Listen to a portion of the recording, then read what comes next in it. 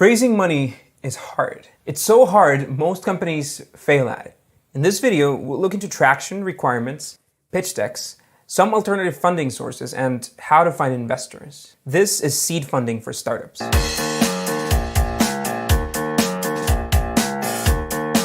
I'm the CEO of a company called Slidebean, and thousands of startups have used our platform for creating their pitch decks. Their success is our success, and this is why we get involved with them, and we have learned a thing or two about what works and what doesn't. I started my first company in 2011, and we failed at raising capital. I know the pain of shutting down this website you worked on countless hours, or having to email all your customers to say it's game over. The problem with that company is that we wasted so much time trying to find investors that we failed to find some fundamental flaws in our product. For Slidebean, we raised a seed round of $800K, which has allowed us to grow to a team of 25, increase our revenue to 7 digits, and become profitable in the process. And yeah, it was hard. I'm telling you this because I want you to trust my advice. I tried and I failed, and now I can look back and see why I got a no from most of the 142 investors that we pitched. Yeah, 142 to raise 800,000. So now let's talk about traction first. I have this problem with Startup Press, except for Jordan Crook, who we absolutely love. It gives new founders a false notion of how fundraising works. You read the story of Yo, an app that just sends notifications saying Yo, and how they raised $1 million seed round, and you assume that's something that anybody with a couple of lines of code can do. Most companies raise money after getting traction. Very few companies raise money with just a prototype and no users, and certainly no company raises money without a fully formed founding team. The most extreme case here is tech companies that are trying to raise money to hire their CTO. This makes no sense in the mind of an investor. Tech talent is expensive and it's scarce, and the first proof that your company is worth something is that you, the founder, the CEO, managed to find a full stack developer that would turn down this job at Google to work on this idea. As a CEO, you need to be able to find and convince that guy who joins you for the stock and not for the salary, when he could be making $150,000 a year otherwise. The reality of startup fundraising today, at least in Silicon Valley and New York, is that companies are pitching investors with traction, with excellent traction. Traction usually comes in the form of revenue. Tens of thousands of dollars per month, growing over 20, hopefully 30% month over month. I'm not making this up. Check this article by VC Elizabeth Yin. Pure play, no revenue traction counts only when you're dealing with millions of users and fantastic retention rates. So how can you get to these numbers if you don't have any money to start with? Yeah, well, the answer is bootstrapping. We bought our domain in 2013 and started working on our product, but it was only after 18 months that we managed to get any decent money to ramp up growth. It was 100K from the 500 Startups program, but we'll talk about accelerators in a minute. From May 2013 through October 2014, we bootstrapped. We did part-time consulting so we could pay our bills.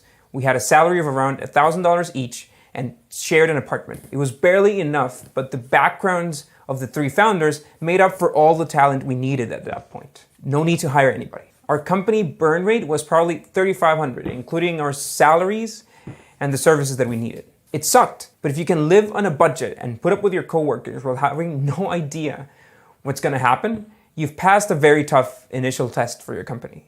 Now, on startup accelerators, I've been through too many accelerators, more than I like to accept. It was a program called Startup Chili that allowed us to drop consulting and finally dedicate 100% of our time to the product. We love Startup Chili.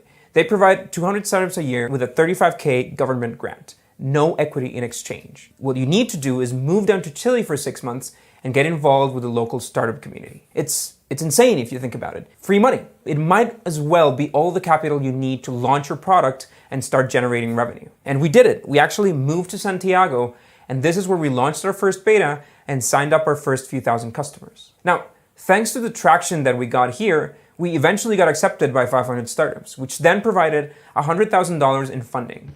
Plus, it allowed us to move to Silicon Valley for a few months. High-end, top-tier accelerators like 500 Startups, Y Combinator, Techstars, or Dream Adventures, they provide you with so much more than just cash. They give you an office space, they give you advice, a community of brilliant people to bounce ideas with, and more importantly, validation. The process to get in is hard and it's extremely selective, but again, it's a fantastic validation of the potential of your business. Check out this link below for more info on how to get into an accelerator. We wrote a good article about it a few months ago. There are hundreds of lesser known accelerators, and they certainly provide less value or less funding. But for many of us, they are the crash courses that we need to get to a fundable point.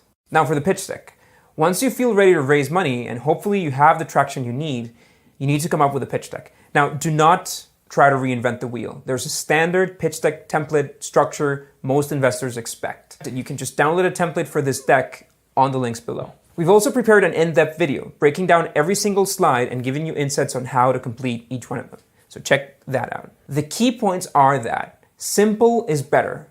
And again, don't get creative and don't make it longer than 15 slides. Consider this a hard rule. Now, don't overcrowd your slides. If it doesn't fit, then it probably shouldn't go on the deck. Your pitch deck is an intro to your company, and more importantly, the story of your company and your founders. Now, don't get into advanced tech details or wild revenue projections. You can save those for the follow-up meetings. Most investors take about 4 minutes to review a deck they got over email. And if it's longer than that, chances are they'll skip it. So no point adding that information anyway.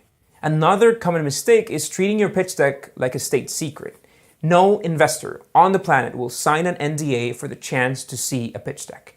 It's a rookie move that'll probably burn that connection for you. These guys look at hundreds of decks a year, and the liability of signing NDAs for each one of them is just not worth it. Don't get upset with this, but most ideas are worthless without execution. It's your ability to execute that matters. Now, if anyone seeing your pitch deck can go on and start a clone company of their own and beat you to market, then it might not be a great idea to begin with.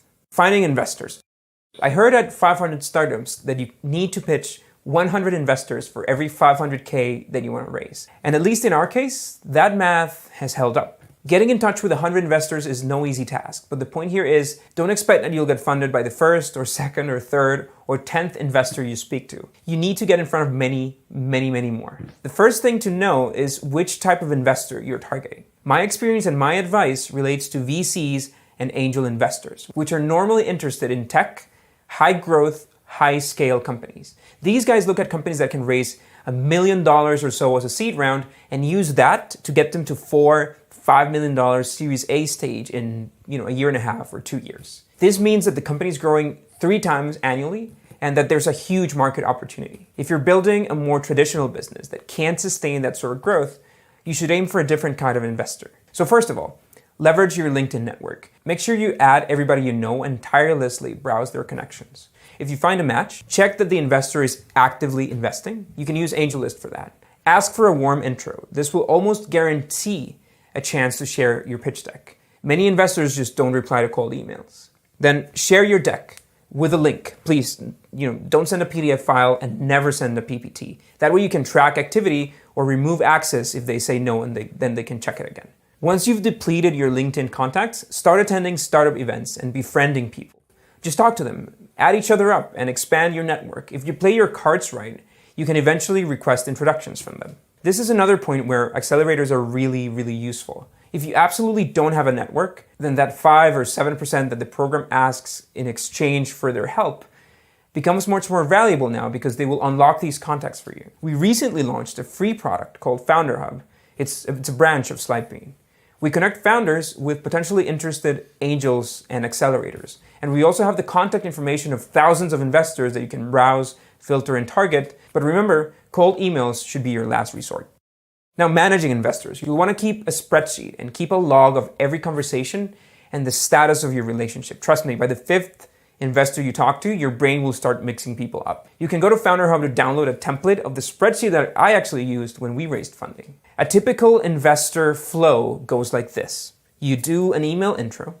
They ask for the deck and you send it over. If there's interest, maybe some follow-up questions. If that works, then you get a meeting. Now, these meetings are usually 1 hour long. They consist of a quick 10 to 15 minute pitch. Make sure that you stay on time. Using a variation of the pitch deck that you've already created, followed by a Q&A session and a discussion. Now, at this point, they will either destroy you, tell you that you're too early, or show obvious interest in investing. If you are destroyed, take it and go find a solution to the problems and the questions that they asked. You're probably not getting another chance with them, so cross that out on your spreadsheet and don't waste your time. If you're too early, fine, take it.